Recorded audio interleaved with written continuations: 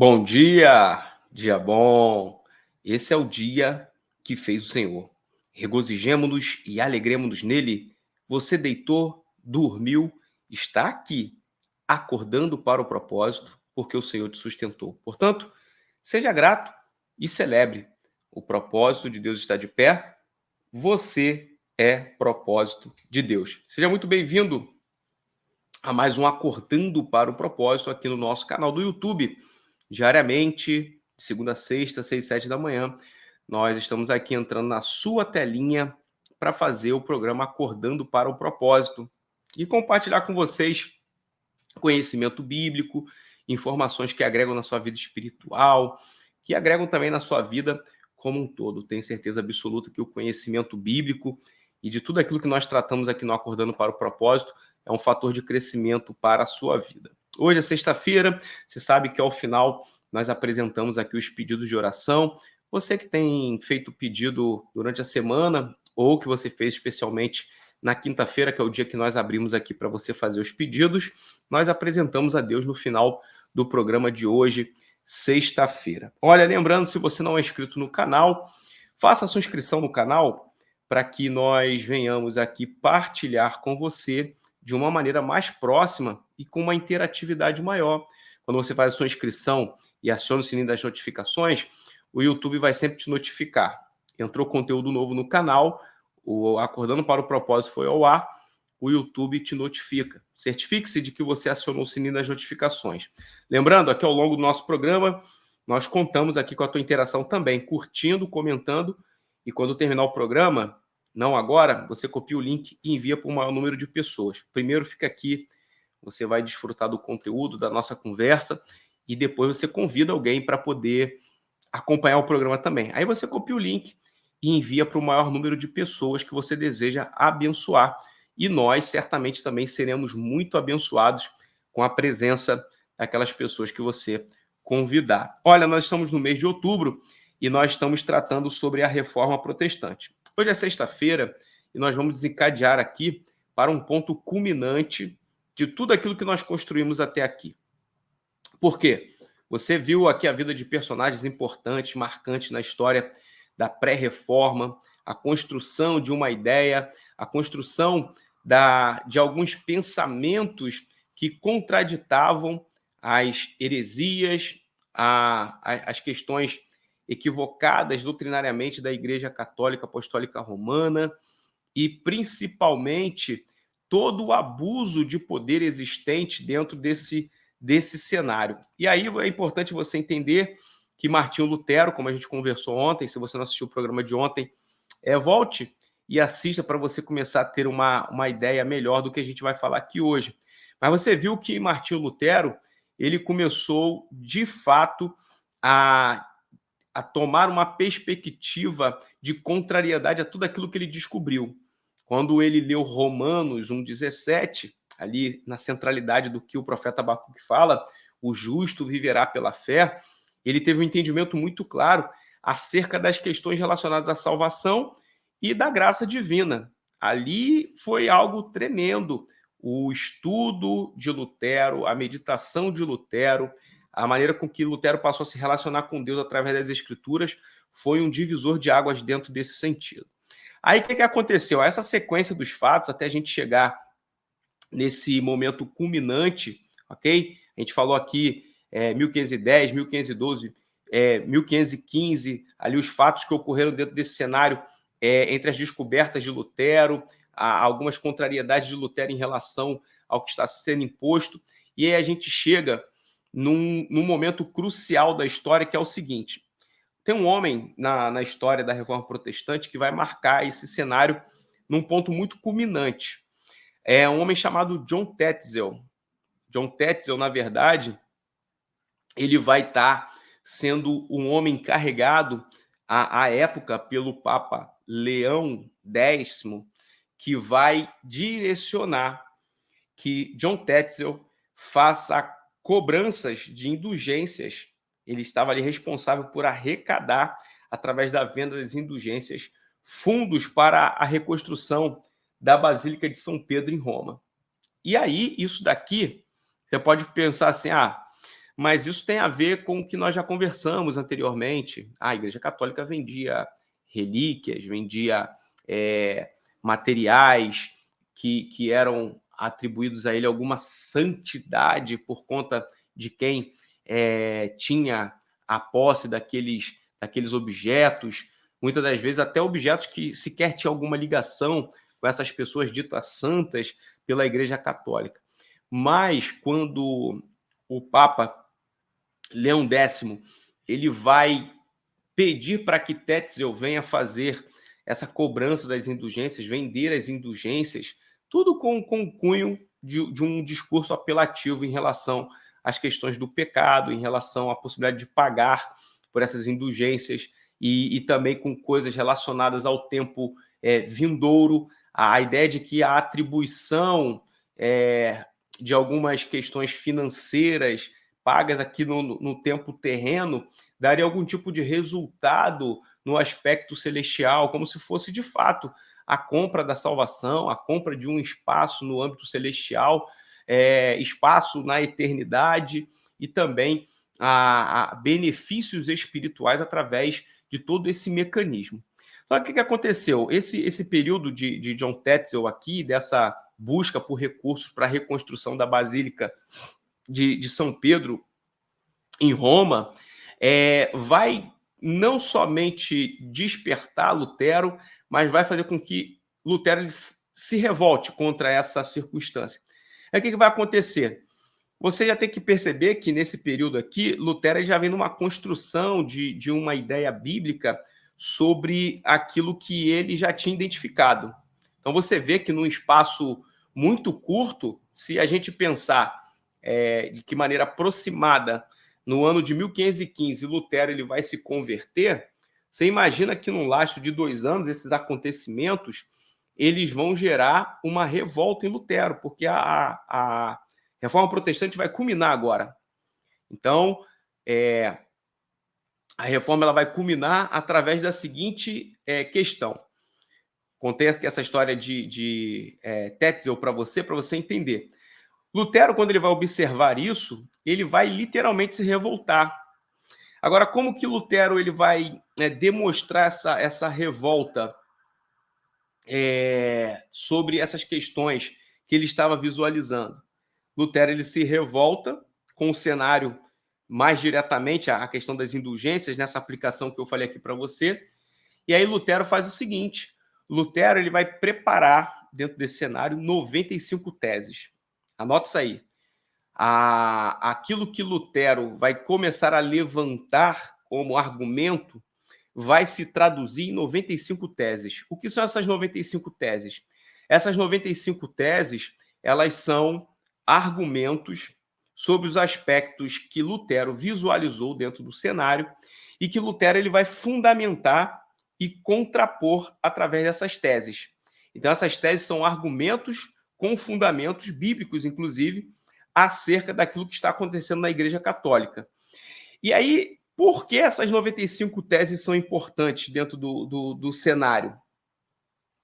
Você precisa entender que a esta época já se havia um grande vulto em relação à ideia dos teólogos da época, toda uma construção que eu possa dizer para você aqui, uma construção e uma linha de argumentos que contraditavam as questões relacionadas às práticas da Igreja Católica, principalmente da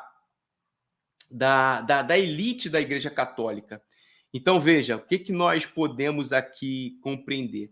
As 95 teses, elas não vão somente ser uma voz em relação a contrariar a Igreja Católica, mas elas vão ser argumentos fundamentados. Então, é aquela ideia que a gente se fala, quando você escreve alguma coisa, quando você direciona algo com fundamento, escreve, publica, isso passa a ter um cunho de argumento de autoridade. E daí que surge o grande marco da Reforma Protestante. O marco da Reforma Protestante é o seguinte, essas 95 teses, elas vão ser afixadas na porta da Catedral de Wittenberg. Então, veja, quando Lutero ele constrói toda essa ideia das 95 teses, ele vai afixar essas 95 teses na porta da Catedral de Wittenberg. Isso marca o dia 31 de outubro de 1517. 31 de outubro de 1517. Eis ali o marco da Reforma Protestante. O que vai acontecer aí? Aqui o cenário que nós temos que reduzir a história, até para a gente ter tempo hábil, para daqui a pouco a gente orar aqui. O que vai acontecer? Quando Lutero ele vai afixar essas 95 teses na porta de Wittenberg, 31 de outubro de 1517, ele não somente vai fazer este ato, mas como ele vai, de alguma forma, convocar, chamar, alertar muitos outros teólogos. Aí você precisa entender, aí a gente dá um salto na história aqui, para poder a gente depois entrar num detalhe, que é um detalhe que é um dos mais importantes, óbvio, da reforma, que é a parte doutrinária. Mas, para você entender aqui, quando Lutero ele marca esse período da história, afixando as 95 teses na porta da Catedral de Wittenberg, e ele conclama e ele cria esse alarde para que estas teses possam ser discutidas. Lutero ele não está impondo uma ideia sua. Lutero está despertando, dando visibilidade a um aspecto relacionado às teses que são levantadas e que tem cunho bíblico. Porque Lutero ele passou, a gente falou aqui de Romanos 1,17, temos outros textos que Lutero vai usar nesse sentido, muito relacionados às cartas de Paulo, coisas relacionadas à salvação, à justificação pela fé,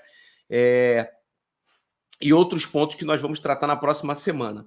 Então, veja, cria-se aí um grande movimento para, de fato, se efetivar o que nós temos por reforma protestante. Lutero vai convocar outros teólogos, esses outros teólogos vão participar desse cenário de reflexão e discussão. Pronto, aí há uma grande ruptura, vai haver aí uma grande ruptura. Inclusive, essa ruptura se dá também pela vida de Lutero, que vai aí iniciar o que nós chamamos de protestantismo. Então, o marco do início do protestantismo é o dia 31 de outubro de 1517. Então, aí o início do século XVI, a gente tem esse marco na história do cristianismo. Aí eu quero que você faça o seguinte, semana que vem nós vamos dar continuidade. E aí, óbvio, a gente não tem como passar aqui, a gente teria que passar o ano inteiro discutindo, conversando sobre as 95 teses que Lutero afixou na porta da Catedral de Wittenberg em 1517. Então, o que a gente vai fazer? Dessas 95 teses, nós podemos extrair o que nós chamamos de 5 solas.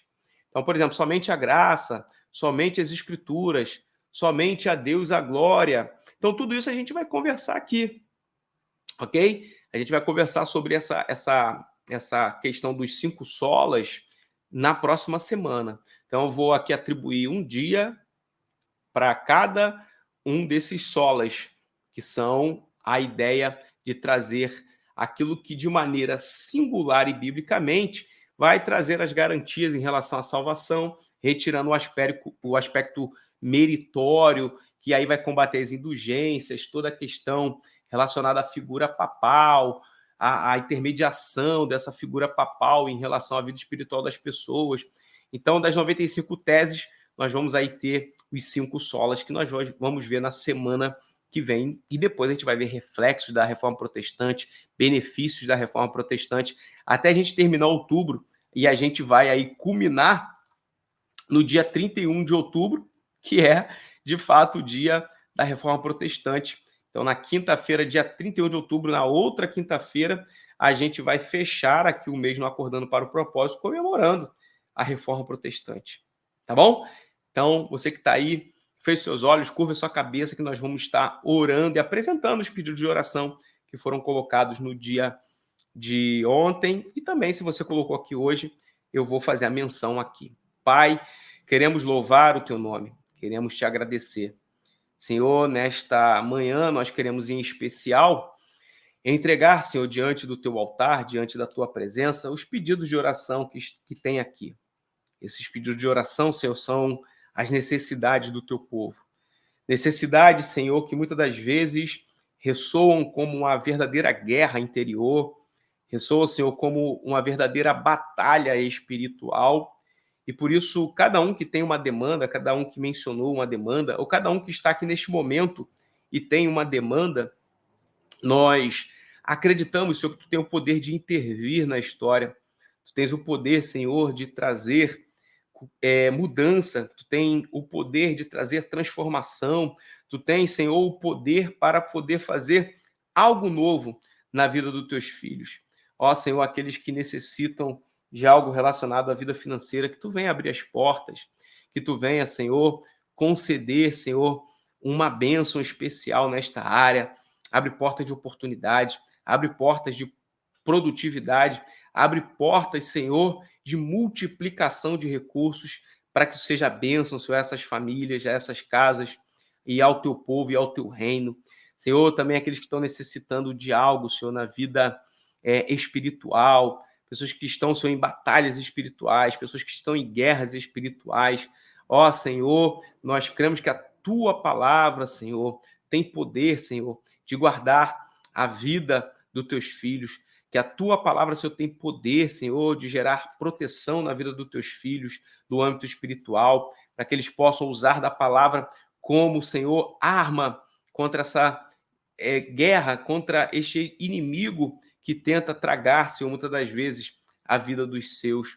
Senhor, toma também aqueles que necessitam, Senhor, de uma mudança na vida familiar, no casamento, na criação de filhos.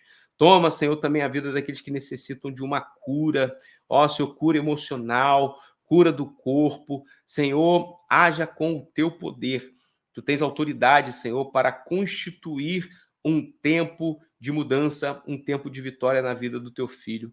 Senhor, guarda nossas vidas, guarda nosso lar, guarda nossa família.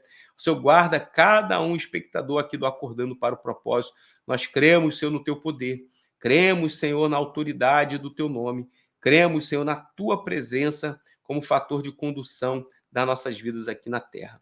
Nós oramos a Ti, Te entregamos cada pedido de oração, aqueles que oraram, aqueles que em pensamento destinaram algum tipo de pedido, aqueles que colocaram nos comentários, aqueles que mandaram qualquer mensagem nas nossas redes sociais. Nós Te louvamos e Te agradecemos já pela vitória. Que possa haver testemunhos, que possa haver, Senhor, mudança e vitória na vida dos Teus filhos. É o que nós oramos e desde já Te agradecemos em o nome de Jesus. Amém e graças a Deus. Olha, muito obrigado por você ter nos acompanhado aqui durante todo o programa, durante toda a semana. Eu desejo para você um final de semana abençoado, rico e cheio da presença de Deus. Parabéns para você que está aqui acordando para o propósito. Forte abraço.